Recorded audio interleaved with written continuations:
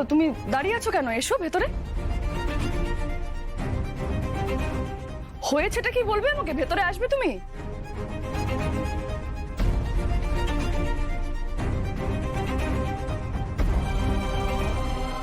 কি হয়েছে?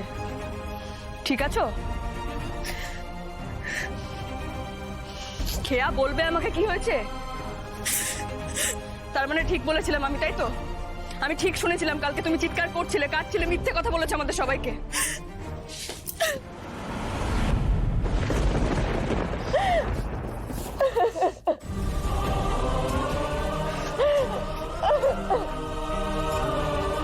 খেয়া, এই কি হয়েছে? কাঁদছিস কেন?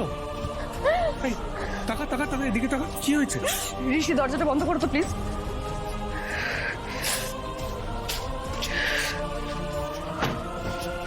এসো আমার সঙ্গে, এসো, বসো এখানে।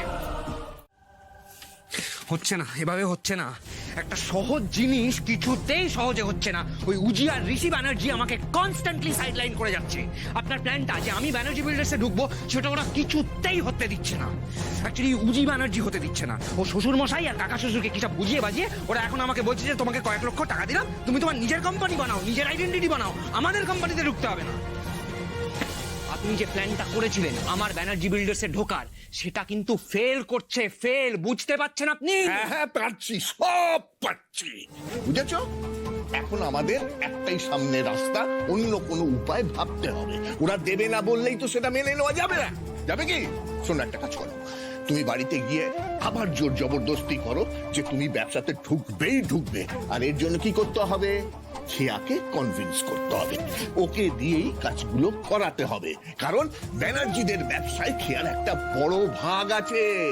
এই পয়েন্টটা মাথায় রাখতে হবে সায়ন্তন বাবু। খবরদার ওইভাবে টাকা পাবে না।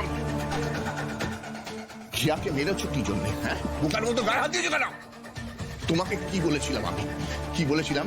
যে খেয়া হচ্ছে তুরুপের তাস, ওকে দিয়েই তোমাকে তোমার প্ল্যানগুলো সাকসেসফুল করতে হবে। ওকে ভালোবাসতে হবে, ওকে তোয়াজ করতে হবে, তাতে তোমার লাভ হবে। বলেছিলাম কি না? কিন্তু কি করলে তুমি? তুমি ওর ওপর অত্যাচার করলে। কেন করলে? ন্যাকামি করছিল, দিয়েছি দুগা, বেশ করেছি। ভুল করেছ। কেন মারছো ওকে তুমি? ওই খেয়াকে সাথে নিয়ে কিন্তু তোমাকে তোমার কাজগুলো করতে হবে। তুমি ওকে ভালোবেসে টুপি পরিয়ে কাজটা করাতে পারতে। আরে এই খেয়াই তো তোমাকে বলেছিল ব্যবসায় ঢুকতে, বলিনি? দুগা দিয়েছিলাম, তাই বলেছিল। হ্যাঁ, এটাই তো হচ্ছে তোমার সবচেয়ে বড় ভুল। কেন মারছো? কেন ওর ওপর টর্চার করছো? ভাই, তোমার যে এই গুণটা ছিল, এটা তোমার জানা ছিল না? হ্যাঁ, তুমি ওর ওপর জোর জবরদস্তি করছো। আপনি তো কম নন, আপনি কথা বলছেন। ওই, ওই, আমি নিয়ে গিয়ে যে জুতোটা পুড়িয়েছি তার কি প্রমাণ আছে? উজি আমাকে দেখেছে, আমাকে? হ্যাঁ, সেই লোকটা আমি ছিলাম, তার কি প্রমাণ? তার কি প্রমাণ? আপনার এই নোংরা চোখগুলো উজি ব্যানার্জি চেনে, আর আপনার হাঁটাটাও চেনে। আর বাড়ি ভর্তি লোকের সামনে বলেছে যে আপনি প্রমাণটা পুড়িয়েছেন। তার মানে প্রমাণটা ছিল আপনার কাছে, না হলে পড়ালেন কি করে? আসল জুতো একদম সেফ জায়গায় রয়েছে, ওটা তুমি হাতে পাবে না সায়ন্ত। তোমার প্রাণ ভোমরা আমার হাতে রয়েছে। কি হলো বলুন। আমি ভাবছি তুমি ওর কথাটা বিশ্বাস করলে কি করে? আচ্ছা, আমাকে কি অত কাঁচা লোক বলে মনে হয়? হ্যাঁ, ওই রকম একটা মূল্যবান প্রমাণ আমি পুড়িয়ে ফেলবো।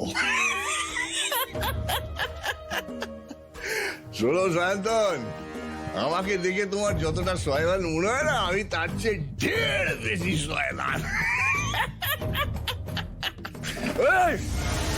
যদি কোনো চালাকির চেষ্টা করিস না, তোর বোনকে কিন্তু তুই আর ফেরত পাবি না। ঠিক আছে, আমার বোনে। Hello,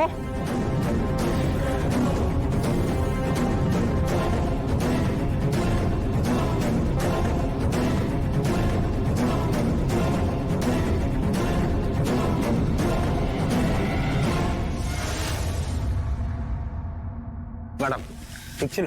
perfect. আসুক জানোয়ারটা, তারপর যা করার করছি।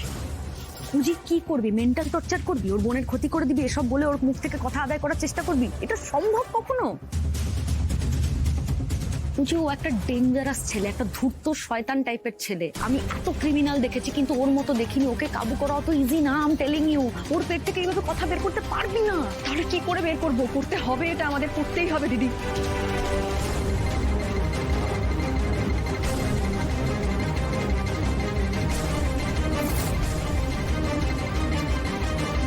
Ma'am, you are right. Sayantan Durjoy ঘোষালের সঙ্গে দেখা করতে গেছিলেন। দেখলি, তুই দেখলি আমি বলেছিলাম তোকে সায়ন্তনের সঙ্গে দুর্জয় ঘোষাল কানেক্টেড, আমি জানতাম। তার মানে সায়ন্তনকে দুর্জয় ঘোষালই পাঠিয়েছে। কিন্তু ম্যাম, ও ওই অঞ্চলে গেছিল কিন্তু ওই বাড়িতে ঢোকেনি। মানে ওই বাড়ির পাশের গলিতে ঢুকেছিল, তার কিছুক্ষণ পরে ওখান থেকে বেরিয়ে আসে। আর ওখানেই দুর্জয় ঘোষালের বাড়ি আমি জানি, তাই আমি গেস করেছি ও ওর সাথেই দেখা করতে গেছিল। কোনো গেস না, দুর্জয় ঘোষালের সাথে দেখা করতেই গেছিল। সামনের গেট ছিল না, পেছনের দিকে কোনো গেট ছিল, কিংবা হয়তো পাঁচিল টপকে ঢুকেছে। তার মানে দিদি, আমাদের সামনে যে জুতোটা পোড়ানো হয়েছিল সেটা পুরোটা ব্লাফ ছিল। অরিজিনাল জুতোটা এখনো দুর্জয় ঘোষালের কাছেই আছে। You may go now. Yes. বুঝে শোন, একবার শোন। বল। Okay, yes sir. আমি তোকে যেটা বলছি একটু ঠান্ডা মাথায় শোন, ঠিক আছে? আমি ম্যাম, একটু আসবেন এদিকে। হ্যাঁ, কি ব্যাপার? ম্যাম, নিশা মিত্র নিজে একজন কনভিক্টেড। ওনার নামে অলরেডি অনেকগুলো কেস রয়েছে। আর তার উপর শুভেন্দু চক্রবর্তী বাড়িতে যে চুরি ঘটনাটা ঘটেছে তার পেছনেও নিশা মিত্র হাত আছে বলে সন্দেহ করা হচ্ছে। এত কিছু জানার পরে এনাকে এই বিষয়ের মধ্যে রাখাটা সম্ভব হবে না। তাই আপনি বলছি যে আমাদের ডিপার্টমেন্ট কিন্তু সমস্যায় পড়ে যেতে পারে।